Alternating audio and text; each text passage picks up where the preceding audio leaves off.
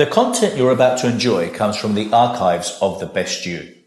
We're devoted to the very best in personal development, with a platform and resources dedicated to inspiring and changing people's lives. At The Best You, we work with the world's leading writers and trainers on the evolution of the self, and people whose journeys have been affected by their work and words. These Best You EXPO talks are recorded in front of a live audience in a live event. We highly recommend that you focus on the message. As they say, what you focus on expands. Enjoy. Irene Brinker. The title of her talk is The Almost Nearly Confident and Successful Woman, Smiling on the Outside and Crying on the Inside. A successful life and business doesn't happen by accident. Irene's talk unpicks the self-doubt that plagues so many women in business and teaches how to own your success from the inside out. May the best be with you. Thank you.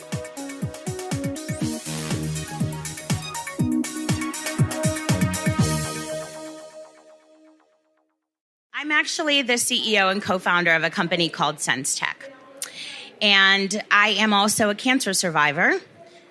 People oftentimes ask me, because we have a medical crossover product, what my medical background is.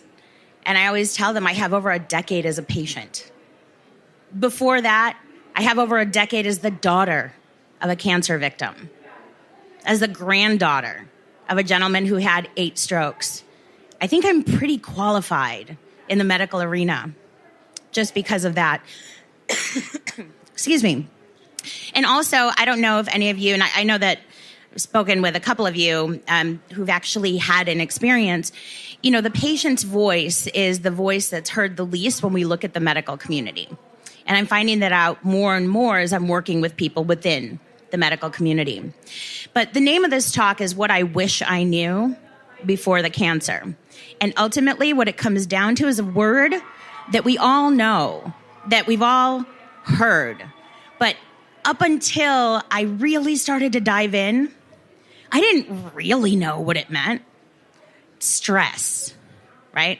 That nasty little word, stress. From a very young age, I just remember being, oh, well, I have a test, so I'm stressed. But how many of us really know what that actually means? Do you guys know what stress is, actually? Like, what that is? Most people don't. Do you know? Can you tell if you're under stress? An inner conversation. You know, it's such a weird thing because we all see stress as something different, right? But the bottom line is there are real physiological signs. Now, my company, SenseTech, what we have, we actually created the world's first fully autonomous electrocardiogram and heart rate variability monitor. And you might be thinking, electrocardiogram, isn't that a heart thing? It is, right?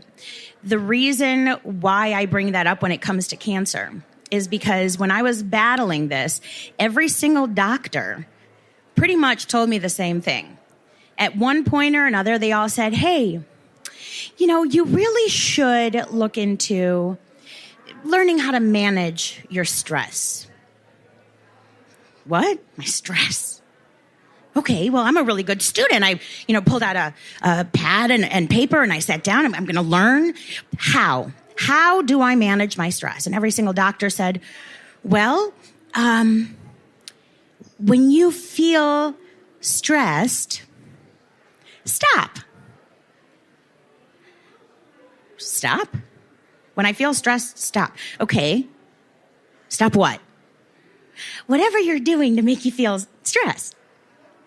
At the time, I was a futures and commodities trader the first time. I don't know, but that's kind of like a position of constant stress, right? Because you're constantly sitting in front of 4 monitors. How do I stop when that's my life, right? The second time I had cancer, I was a sales manager. How do you stop as a sales manager? I always have people who need help.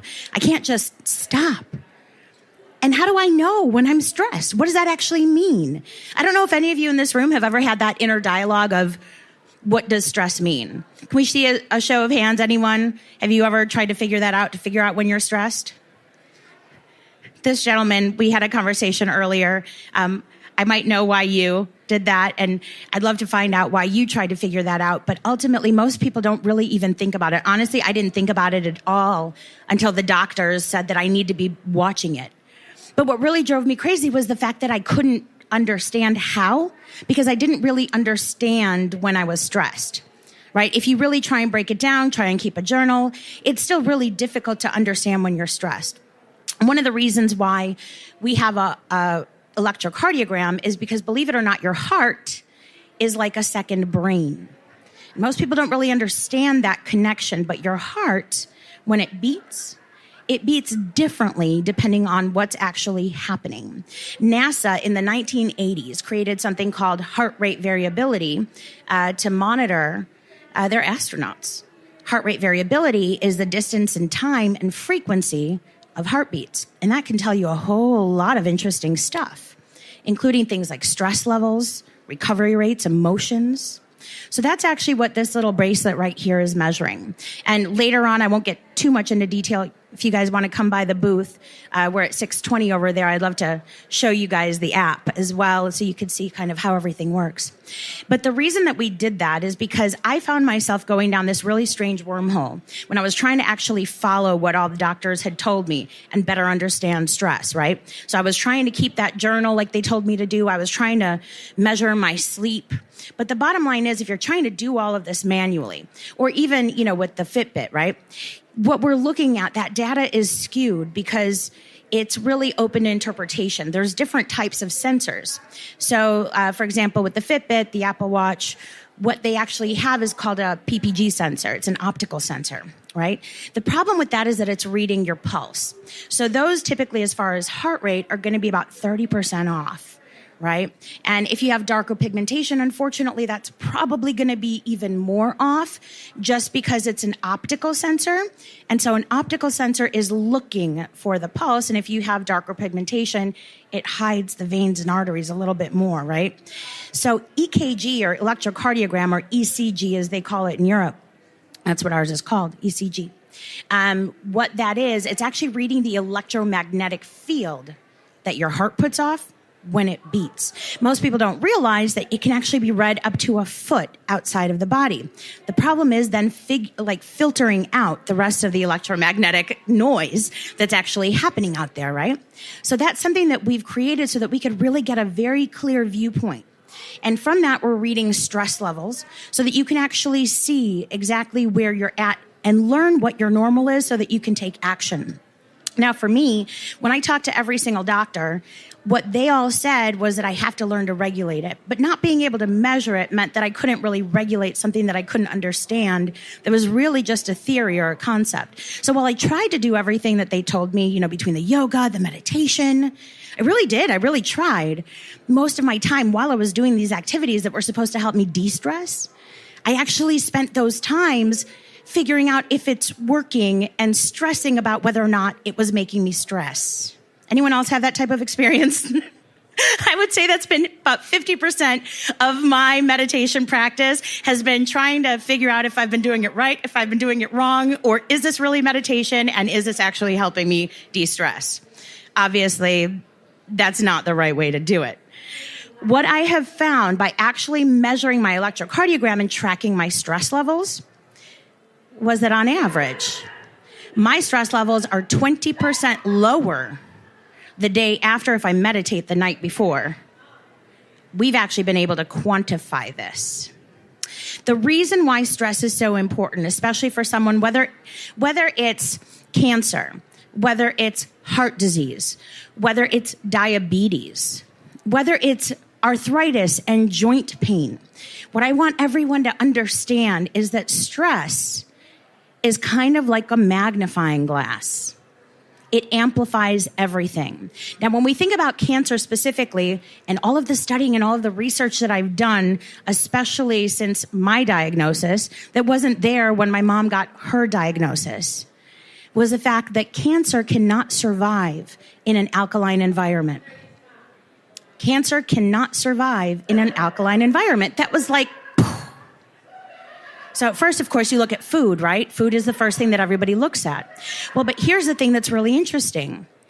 When you eat a certain food, that could respond differently depending on your internal body chemistry. Are you allergic to that food? There's a lot of different factors.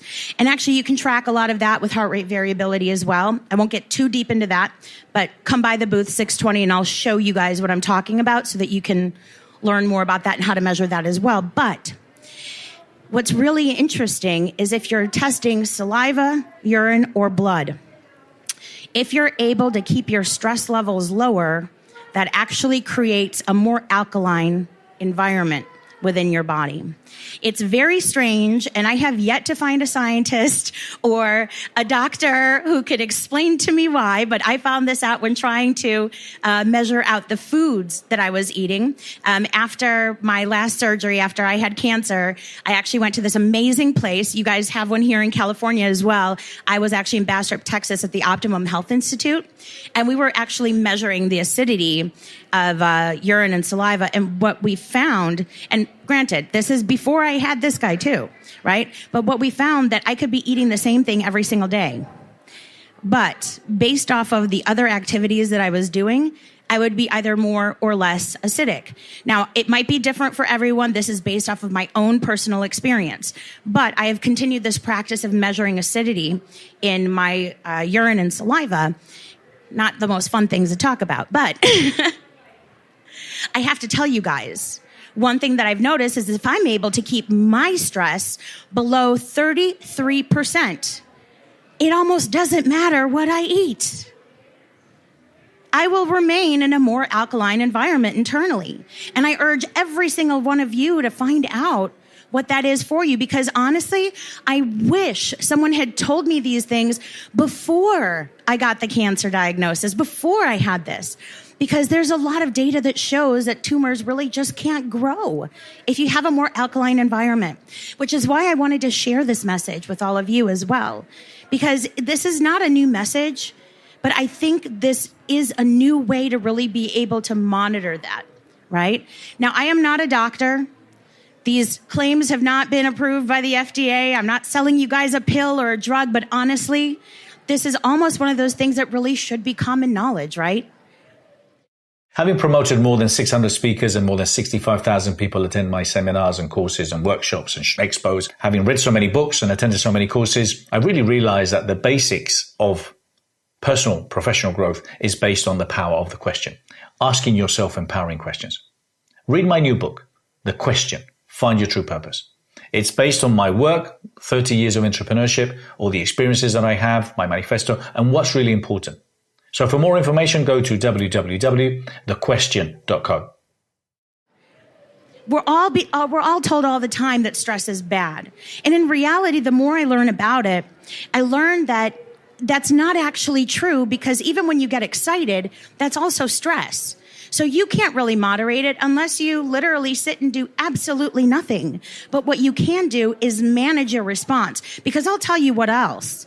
I've also noticed that by the time I feel stressed, that's too late. I'm already in fight or flight. Now, does anyone here know what fight or flight mode is? Or what the difference in the two different kinds of nervous system, the sympathetic and parasympathetic? I see a lot of nods. Does anybody want to answer? A lot of nods saying no. So the best way that I can explain it in absolute layman's terms, so if you're a doctor, please don't get mad at me. It's like your nervous system is one guy with multiple personalities, right? I think of it as like Dr. Jekyll and Mr. Hyde. So you've got sympathetic over here, and depending on, the way we were raised, sympathetic usually means, oh, that's the nice guy. Not when it comes to your nervous system. It's this guy's job to keep you out of harm's way, right? Like he's the one that comes in when you're fighting off a saber-toothed tiger, right? Like he's the one that's there and he's pushing all of the non-essential blood flow to your limbs, and you're ready to take on the world because he's producing cortisol, adrenaline. You're ready to fight. The problem is, if he's in charge all the time, he's not very smart. He's a fighter. His job is to protect you, but he's not very smart, and he does not want to let go of control. So your parasympathetic, which is the other guy, the nice guy, whose job it is for healing, digestion, growth, anti-aging. If he can't get in there and he can't create the hormones that your body needs for healing, digestion, growth, anti-aging, the problem is that none of these things happen while Mr. Sympathetic here is in the way. Your body can only be in one mode at a time, either fight or flight mode or healing and growth mode. So the problem is that if you're constantly under stress, your body cannot produce the chemicals that it needs for anything else other than fighting. While that may sound like fun if you're a boxer, even if you're a boxer, it's not good because you still get hit. In order for that bruise to heal, you still need Mr. Parasympathetic, right? Otherwise, you will always hurt. And let's think about it the same way if we're thinking about cancer, if we're thinking about heart disease, if we're thinking about diabetes. We need Mr. Parasympathetic to be in there and calming us down. We need to be able to get the nutrients out of the food that we eat. So we need him to be there to help you digest.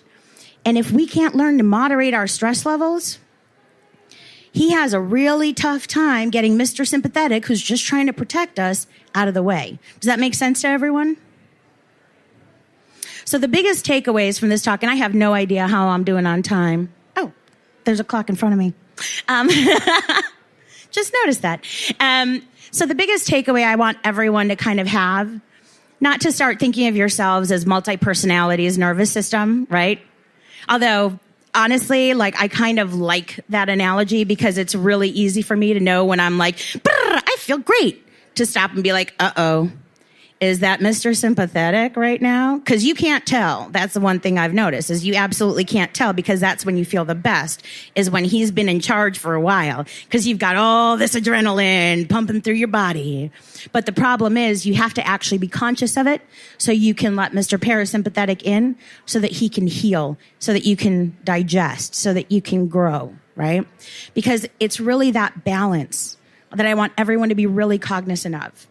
And again, I'd love to talk to you guys further. I've got about 5 minutes left here for questions, but I'd love to talk to you guys further about it. If you have any questions, we're also at booth number 602. I'd love to show you guys the Sense Band, and, kind of how that works to help you manage that. But do we have any questions?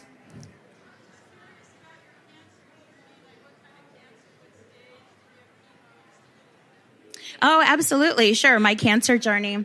So I actually... It's a pretty wild story. So I had 2 different types of cancer at the same time, and I did not even know it. So it started out, oddly enough, I went to the, I went to like the, what are they called? The urgent care, because I thought I had the flu. And it was, this time was, I don't remember what crazy disease was going around, but they didn't even think anything of it. They were like, well, we have to do a blood test just because of this crazy thing that's going around. We don't think you have it, like Ebola or something. We don't think you have it, but, we just have to do a test. So the next day, the doctor gives me a call and goes, hey, congrats. You don't have Ebola, but what we actually did find, and you should probably get this checked out, is that you have really high hormone levels. You have really high estrogen levels. And I don't know what's going on with your hormones. You're really young to maybe be going through this type of change. But I think you should see a specialist. And I was really confused by that. But I was like, okay, I guess I'll go see a specialist. So I went. And even then, they weren't sure what was going on. They were thinking, well, maybe early menopause, but why do you have so much estrogen? It took everyone a really long time to understand that there could be something else going on. Well, it turns out I had endometrial cancer. And I had 2 tumors, one that I guess I'd had for a very long time and no one had ever noticed because it wasn't creating problems. And I had another one that at that time was about this big. And even then, they thought it was just a fibroid at first. And so the doctor basically said, hey, if you want to have kids, you should probably do it real quick. And, I came home and told my husband, like, hey, I think, I don't know, if we want to have kids, we have to do it real quick. And he was like, whoa, what's going on? But I went to several different doctors over the next 3 months to try and figure out what it was. And finally, like over that time, this thing just kept on growing and growing and growing. By the time I had surgery, it was this big. That was 4 months later. In 4 months. But guess what? I figured I'd never been to a dermatologist, and I lived in Texas now. The day before that surgery, I was like, hey, I've got the day off. I'm not working. I'll go to the dermatologist. Why not? My husband was even like, what are you doing? You're having surgery tomorrow. Why are you going to the dermatologist? So the dermatologist absolutely insisted, block the door, would not let me out because she had found a mole, and she was like, no, it's no big deal, but we definitely need to biopsy this. Yeah, no, it's okay. I'll call your doctor, let them know. So we get the call while I'm actually in the recovery bed, just getting out of surgery for the tumors, melanoma, and actually in 2 spots, on my leg and right here. So still partially under anesthesia from the first surgery, going in to get the next surgery. My leg was cut and it's like right here. So it's probably not from sun. Nobody's sure what. Cut way back, almost to the femoral artery, almost to the bone. Super lucky, stage 2 melanoma. Had the next round of tumors actually last year. That's kind of another long story. Come by the booth at 6:20, and I'll tell you guys that story. But that's actually how I ended up starting Sense Tech.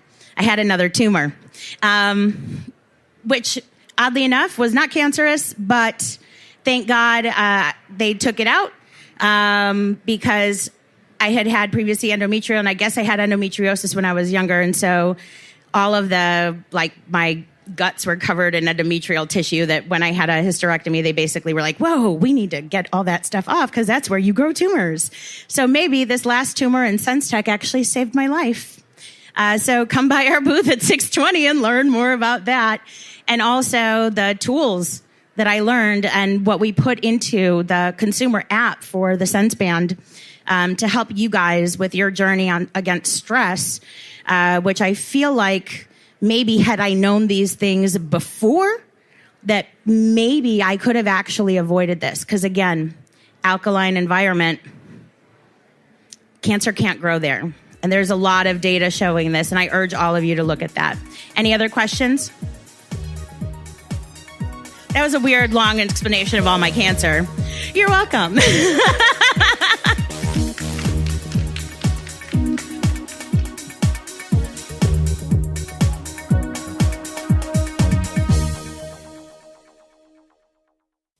For more information, go to www.thebestyou.co.